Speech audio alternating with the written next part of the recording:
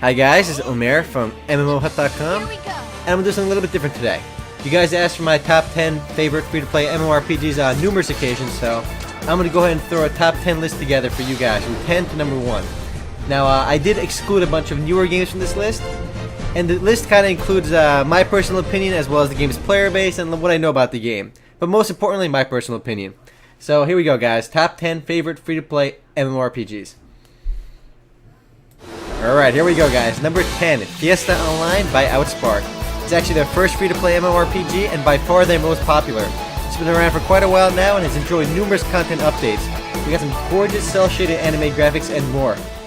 Alright guys, number 9, Fly for Fun or Flip for short. It's a free-to-play MMORPG by G-Potato, has been around for quite a while now. Level cap of over level 120 plus, you can fly around, which is the game's really unique aspect.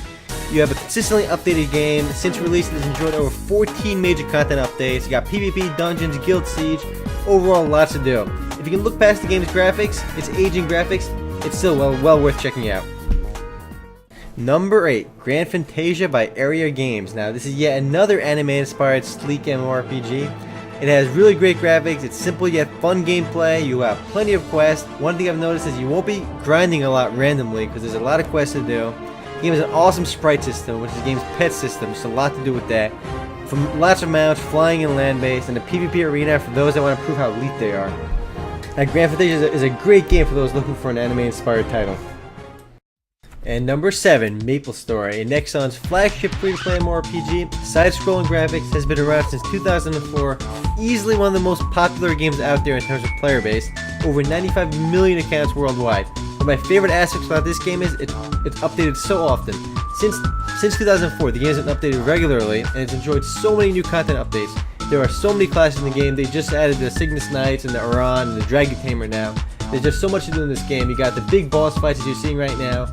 It's just an overall complete game. You got the end game, plus there's a lot of little stuff in the game that make it great too. The game changed a lot since I first played it. There are now plenty of quests. It's not nearly as grind oriented as it used to be. And you also have these neat little jump quests, which I really like in the game. They're like these platforming quests, and they've been around for a while, but they're still expanding on them. MapleStory is an overall complete game, but you have to look past its 2D graphics. Up next is number 6, Ragnarok Online, one of my first MMORPGs ever. It wasn't free to play when I played it, but I played on a private server along with half the player base. Nowadays though, the game is completely free to play on the Gravity's new Valkyrie server, so you no longer need to play on private servers to play for free. The XP rate is pretty low on there, but still, it's on the official servers, it's a lot of fun. As you can see from the video right now, the game is still really popular. I'm in Frontera right now, it's packed still, playing the game's awesome music. So one of the awesome pros about the game, great music. Another thing worth mentioning, it has some awesome variety in terms of playable classes. You have 4 different job advancements and a rebirth system. There's just so much to do in this game. It's been around for so long, and it's a totally epic game. You can see from the video right now, the War of Imperium in the game has some of the most intense PvP of any MMORPG. Up next, number 5, Perfect World, published by Perfect World Entertainment. It was one of their first games and still easily one of their most popular games. It has gorgeous graphics. It has enjoyed numerous content updates since release. There's just so much new stuff being added to the game regularly. You have 4 playable races, numerous PvP options from territory wars, guild battles, to open PKing. You have a countless different in-game mounts, from flying swords to regular horses, to elephants, to leopards, to lizards. You got everything.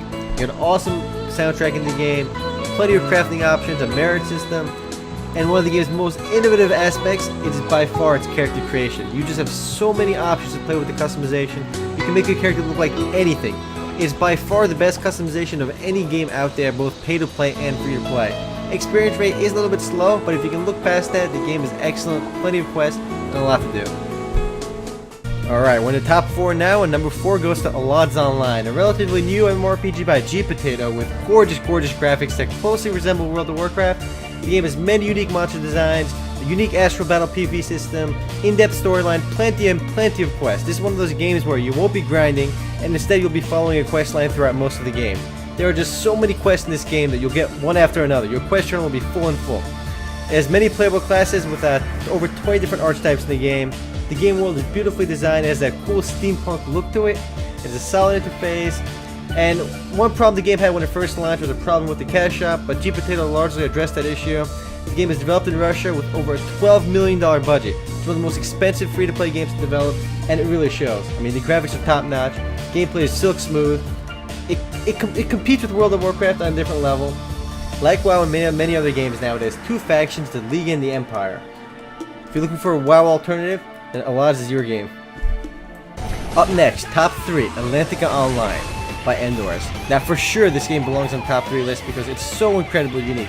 And if there's one thing really missing in the free-to-play MMORPG scene, is really uniqueness, because so many games copy each other nowadays. But Atlantica Online is really innovative. It plays a lot like traditional RPGs because it's turn-based. You walk around, you bump into enemies, and you go right into battle.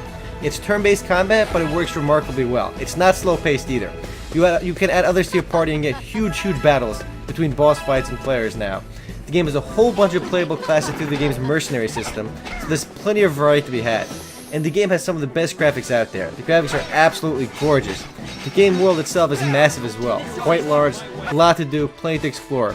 And I ignore the Final Fantasy music playing right now. It's not from the game, but you can see from the video right now. It's just a massive battle going on between this boss. The game has a lot to offer. It's one of the only few unique MMORPGs out there now. If you're looking for a turn-based game or just something new to try, then Atlantica Online is your game.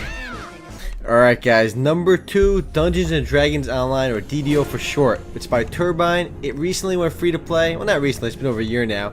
But the game used to be pay to play for a very long time, and they just released it as a free to play game, and the game has done amazing since then. Turbine has updated the game regularly. It has a huge player base. Experience rate is really low, but you get used to it. I mean, the game's level cap is only 20, but there's a lot going on here. Level 20 max level right now.